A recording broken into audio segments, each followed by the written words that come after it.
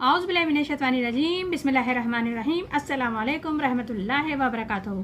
जैसे कि हमने सूरह बकर में पढ़ा था कल कि उसमें पूछा जा रहा था कि पूछते हैं मालूम करते हैं नए चांद के हालात के बारे में नबी सल्लल्लाहु अलैहि वसल्लम से। तो परवरदिगार आलम फरमाते हैं कि कह दीजिए ए मोहम्मद सल्लल्लाहु अलैहि वसल्लम, ये वक्त के जानने का ज़रिया है चांद लोगों के लिए, और वास्ते है हज के कि हज कब आएगी, कितने टाइम है, कितना महीना है। तो ये ज़रिया है, ये चांद एक कैलेंडर की मानिंद है। और नेकी नहीं है कि घरों में आओ पुश्त की तरफ से, यानी कि मक्का मुकर्रमा में दाखिल हो पुश्त की तरफ से, लेकिन नेकी वो है कि कोई बचे हराम चीज़ों से और घरों में आओ उनके दरवाजे से और अल्लाह से डरते रहो ताकि तुम कामयाब हो जाओ। आगे इरशाद रब्बानी है, वक़ातिलू फ़ी सबिलिल्लाहिल्लज़ीना युक़ातिलूनकुम वला तअतदू इन्नल्लाहा ला युहिब्बुल मुअतदीन। किताल करो अल्लाह की राह में उन लोगों से जो लड़ते हैं, किताल करते हैं तुमसे, और नहीं बढ़ो हद से तजावीज़ ना करो। इस आयत में परवरदिगार आलम बता रहे हैं कि अल्लाह ताला के तरबियती राब्ते और अहकामात एक के बाद एक किस तरीके से आए। पहले एक लड़ी जैसे थी इबादत की, फिर शुरू होती है मामलात की, फिर इंसाफ की, फिर चौथी लड़ी किताल। ये अल्लाह ताला के तरबियती राब्ते हैं और अहकामात हैं, और अल्लाह फरमाता है किताल करो, यानी कि जंग करो अल्लाह की राह में जो तुमसे लड़ते हैं, तुमसे किताल कर रहे हैं, लेकिन हद से ना तजावीज़ करना, यानी कि तुम्हारी एक हुदूद है, हद है, उसमें रहकर तुमने अल्लाह की राह में लड़ना है उन लोगों से जो तुमसे लड़ते हैं आगे से बढ़ के, क्योंकि अल्लाह ताला हद से तजावीज़ करने वालों को पसंद नहीं करता। तुम बेतकल्लुफ़ लड़ो अल्लाह की राह में दीन की हिमायत की नीयत से उन लोगों के साथ जो अहद तोड़कर लड़ने लगे तुम्हारे साथ, लेकिन कानून शरी के एतबार के हद में रहकर तुम्हें लड़ना है। आगे इरशाद रब्बानी है, वक़्तुलूहुम हैसु सक़िफ़्तुमूहुम व अख़रजूहुम मिन हैसु अख़रजूकुम वल फ़ितनतु अशद्दु मिन क़िताल। यानी कि निकाल दो उनको जहाँ से उन्होंने तुमको निकाला, और कत्ल करो उनको जिस जगह पाओ। और उन्होंने तुमको निकाला शरारत यानी कि अहद शक्नी फितने के ज़रिए। फितना बुरा है, कत्ल खून रेजी से भी ज़्यादा सख्त है। इस आयत में परवरदिगार आलम फरमा रहे हैं, उन्हें कत्ल करो तुम जहाँ भी पाओ, और निकालो उन्हें वहाँ से जहाँ से तुम्हें उन्होंने निकाला। यानी कि महाजरीन कहाँ से निकाले गए थे? मक्का मुकर्रमा से।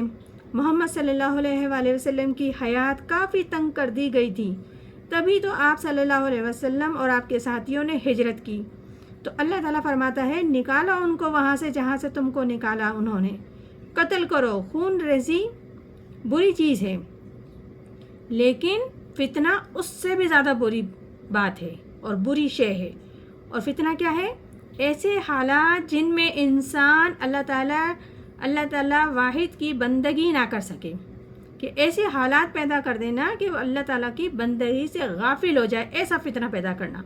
फिर इंसान को गलत कामों पर मजबूर किया जा सके, हराम खोरी पे मजबूर किया जा सके, और ये सारे हालात फितने हैं।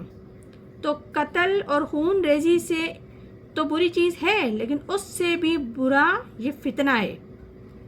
बहुत बड़ी बुराई है, गुनाह है जो ये फितना पैदा करते हैं।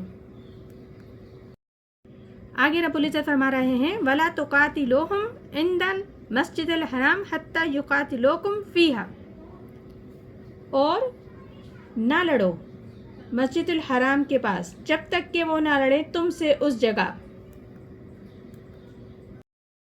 मस्जिदुल हराम यानी कि इस आयत में भी देखो अल्लाह ताला भी बता रहे हैं कि मस्जिदुल हराम एक अमन की जगह है। मक्का मुकर्रमा उसे अमन की जगह के लिए बनाया गया है, उसमें लोगों का सुकून है, और उस जगह से जंग मत करना, खून रेजी वहाँ कतई नहीं करना। लेकिन मस्जिदुल हराम के जो पास है हरम के इलाके हैं, जो मस्जिदुल हराम के इलाकों में शुमार होते हैं, यहाँ तक भी किसी किस्म का कोई जंग, क़िताल, खून रेजी इसमें बिल्कुल भी नहीं करना। और इन चीज़ों से आप बाज रहना, اور احتیاط کرنا یہ پروردگار کا حکم ہے۔ فَإِن قَتَلُوكُمْ فَاقْتُلُوهُمْ كَذَلِكَ جَزَاءُ الْكَافِرِينَ، پھر اگر وہ خود ہی تم سے لڑیں تو تم ان کو قتل کرو، یہی ہے سزا کافروں کی۔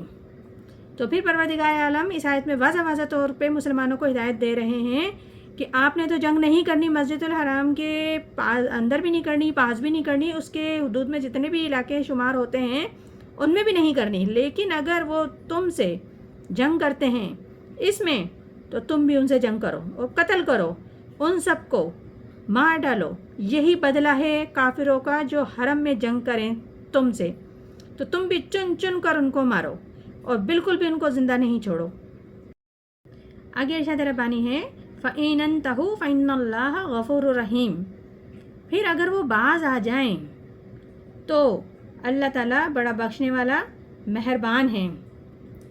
یعنی کہ پھر آیت میں اللہ تعالیٰ نے گنجائش چھوڑی ہے ان کافروں کے لیے، منافقوں کے لیے، کہ اگر وہ باز آ جائیں، یعنی کہ قتال کے دوران جیسے جنگ ہو رہی ہے، شروع ہونے کے بعد مشرکین اپنے کفر سے باز آ جائیں اور اسلام قبول کر لیں تو ان کا اسلام قبول کرنا بے قدر نہیں سمجھا جائے گا، بلکہ اللہ تعالیٰ ان کے گزشتہ کفر کو بخش دے گا اور مغفرت کے علاوہ بے شمار نعمتوں سے بھی نوازے دے گا اور ان پر مہربانی بھی فرمائے گا، کیونکہ اللہ تعالیٰ بہت بڑا بخشنے والا اور نہایت رحم کرنے والا ہے۔ یہ انعامات ہوں گے ان لوگوں کے لیے جو میدان جنگ میں پہلے کافر تھے لیکن جنگ کے دوران ہی اگر ہتھیار ڈال دیتے ہیں، اسلام قبول کر لیتے ہیں اور پکے مسلمان بنتے ہیں، تو مسلمان پہ بھی لازم ہے کہ اسے موقع دیں اور اسے اس کے ساتھ جس طریقے سے اللہ تعالیٰ نے قانون بتایا ہے اس طریقے سے اس کے ساتھ رویہ اختیار کرتے وقت اسے دین کی دعوت میں لیں، اور اس پر اللہ تعالیٰ کی بھی مہربانی ہوگی اور اللہ تعالیٰ نے جو طریقہ کار آپ کو بتائے ہیں آپ انہی پر عمل کرتے ہوئے انہیں دائرۂ اسلام میں داخل کریں۔ یہ سورہ بقر ہے جس میں ابھی ہم نے چند آیتوں کی ترجمہ تفسیر بیان کیا ہے۔ انشاءاللہ تعالیٰ مزید بھی آگے کرتے رہیں گے۔ پروردگار عالم ہم سب کو قرآن پاک صحیح طریقے سے پڑھنے، سمجھنے اور عمل کرنے کی توفیق عطا فرمائے۔ آمین ثم آمین۔ جزاک اللہ۔